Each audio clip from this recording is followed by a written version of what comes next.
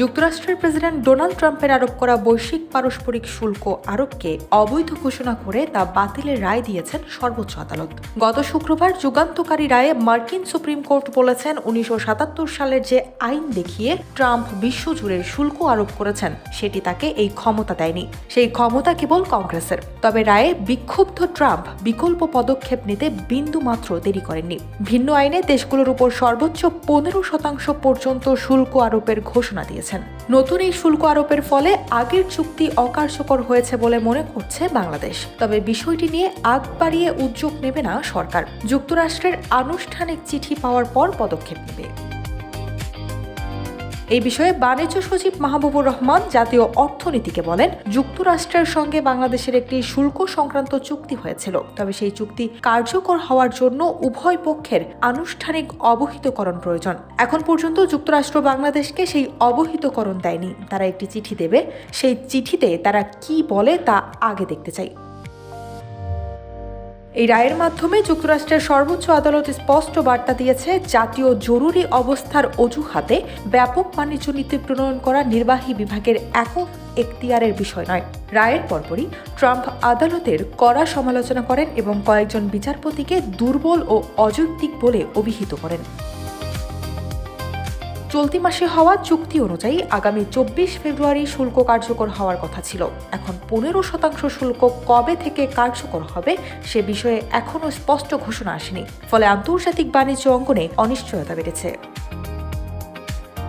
বেসরকারি গবেষণা প্রতিষ্ঠান সেন্টার ফর পলিসি ডায়ালগের সম্মানিত ফেলো মুস্তাফিজুর রহমান জাতীয় অর্থনীতিকে বলেন, যুক্তরাষ্ট্রের সঙ্গে বাংলাদেশের পূর্ববর্তী শুল্ক চুক্তি সর্বোচ্চ আদালতের রায়ের পর কার্যত বাতিল হয়ে গেছে। ফলে এখন নতুন করে যে শুল্ক আরোপ হয়েছে সেটি কার্যকর বাস্তবতা। তার মতে, আগের চুক্তিতে বাংলাদেশের কিছু অসুবিধা ছিল, সেটি বাতিল হওয়ায় বাংলাদেশ কিছুটা স্বস্তি পেলেও ভবিষ্যতে নতুন চুক্তি করতে গেলে বাংলাদেশকে কিছুটা কৌশলগত পিছিয়ে থেকে দর কষাকষি করতে হতে পারে। অন্তর্বর্তী সরকারের মেয়াদ শেষের কয়েকদিন আগে তড়িঘড়ি করে এগ্রিমেন্ট অন রিসিপ্রোকাল ট্রেড নামের ঢাকা ওয়াশিংটন বাণিজ্য চুক্তি হয়। চুক্তি অনুযায়ী বাংলাদেশের পারস্পরিক শুল্ক 20% থেকে কমিয়ে 19% নামায় যুক্তরাষ্ট্র। দুই পক্ষেই কিছু সুবিধা থাকলেও আমেরিকার স্বার্থ রক্ষা করে চুক্তিটি বাংলাদেশের জন্য কঠোর করা হয়েছে ব্যবসায়ী ও বিশ্লেষকরা বলে আসছেন। চুক্তিটি আবার পর্যালোচনার আহ্বান জানিয়েছেন ব্যবসায়ী নেতা ও অর্থনীতি বিশ্লেষকরা। এদিকে মার্কিন আদালতের রায়ের পর প্রতিবেশী ভারত যুক্তরাষ্ট্রের সঙ্গে চলমান বাণিজ্য চুক্তির আলোচনা স্থগিত করেছে। বিশেষজ্ঞদের মতে বাংলাদেশের জন্য এখন 3টি বিষয় গুরুত্বপূর্ণ। প্রথমত, যুক্তরাষ্ট্র আনুষ্ঠানিকভাবে কি জানায় তা স্পষ্ট হওয়া। দ্বিতীয়ত, পূর্বের চুক্তি বাতিলের প্রেক্ষাপটে নতুন দর কষাকষির সুযোগ ও ঝুঁকি নিরূপণ করা। তৃতীয়ত, বৈশ্বিক শুল্ক যুদ্ধের প্রেক্ষাপটে রপ্তানি প্রতিযোগিতা ধরে রাখা। ডোনাল্ড ট্রাম্প দ্বিতীয় মেয়াদে ক্ষমতায় এসে 2025 সালের 2 এপ্রিল শতাধিক দেশের উপর চড়া হারে শুল্ক আরোপের ঘোষণা দেন। বাংলাদেশের উপর বাড়তি 37% শুল্কের ঘোষণা আসে। পরে দর কষাকষি করে তা 20% নামে, যা 1 আগস্ট কার্যকর হয়। আগে থেকেই বাংলাদেশি পণ্যে ছিল 15% শুল্ক। সব মিলিয়ে শুল্ক দাঁড়ায় 35%। বাড়তি এ শুল্ক কমাতে অন্তর্বর্তী সরকার টানা 9 মাসের বেশি সময় ধরে আলোচনা চালায় যুক্তরাষ্ট্রের সঙ্গে। সমঝোতায় পৌঁছাতে মার্কিন পণ্যের আমদানি বাড়ায় বাংলাদেশ। বোয়িং, গম, সয়াবিন তেল সহ বিভিন্ন মার্কিন পণ্যের আমদানি বাড়াতে দেয় প্রতিশ্রুতি।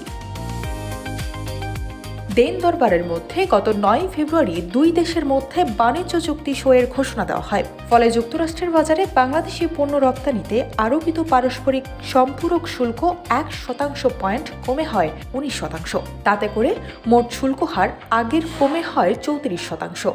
নতুন চুক্তির আওতায় যুক্তরাষ্ট্র বাংলাদেশকে ছাড় দেবে, কিন্তু বিনিময়ে তাদের পণ্য আমদানি বাড়ানোর পাশাপাশি বাংলাদেশের বাজারে তাদের আরও বড় ছাড় দেওয়ার অঙ্গীকার করতে হয় অন্তর্বর্তী সরকারকে।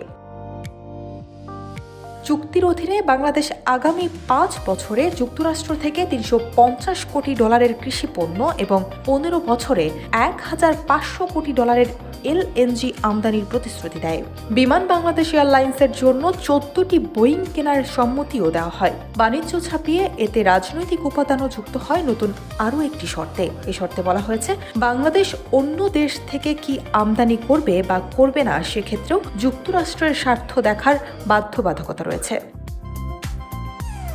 বিশ্লেষকরা বলছেন, এই শুল্ক ছাড়ে দেখা যাবে বাংলাদেশে একচেটিয়াভাবে বড় হতে থাকবে মার্কিন পণ্যের বাজার। উল্টোদিকে বাংলাদেশের মূল লাভ হচ্ছে তৈরি পোশাক রপ্তানিতে। একটি নির্দিষ্ট পরিমাণ পোশাক যদি যুক্তরাষ্ট্রের তুলা বা সিনথেটিক সুতা দিয়ে তৈরি হয়, তবে সেটিকে সম্পূরক শুল্ক 19-এর বদলে 0 হবে। বাংলাদেশের প্রধান রপ্তানি পণ্য তৈরি পোশাকের একক প্রধান বাজার যুক্তরাষ্ট্র। গোপনীয়তার সঙ্গে করা সম্পাদিত চুক্তিকে সফলতা হিসেবে তুলে ধরে অন্তর্বর্তীকালীন সরকার তার তৈরি পোশাক খাতের জন্য লাভবান হওয়ার কথা বলে আসলেও এই খাতের রপ্তানিকারকরা বলছেন ভিন্ন কথা। যুক্তরাষ্ট্রের তুলা ব্যবহার করে দেশটির বাজারে পোশাক রপ্তানিতে 0 শুল্কের কথা অন্তর্বর্তী সরকার বললেও ছাড় মিলবে মূলত অতিরিক্ত আরোপ করা সম্পূরক শুল্কে। সেখানেও রয়েছে নানা শর্ত। ওই চুক্তি বাস্তবায়ন হলে ক্ষুদ্র ও মাঝারি শিল্পে ক্ষতির শঙ্কার কথা তুলে ধরেছেন পোল্ট্রি শিল্পের উদ্যোক্তারা। তারা ব্যবসা ছেড়ে দেওয়ার হুমকিতে পড়তে পারেন বলেও দাবি করছেন কেউ কেউ। এতে খাদ্য নিরাপত্তাও পড়তে পারে হুমকির মুখে বলে শঙ্কা তাদের।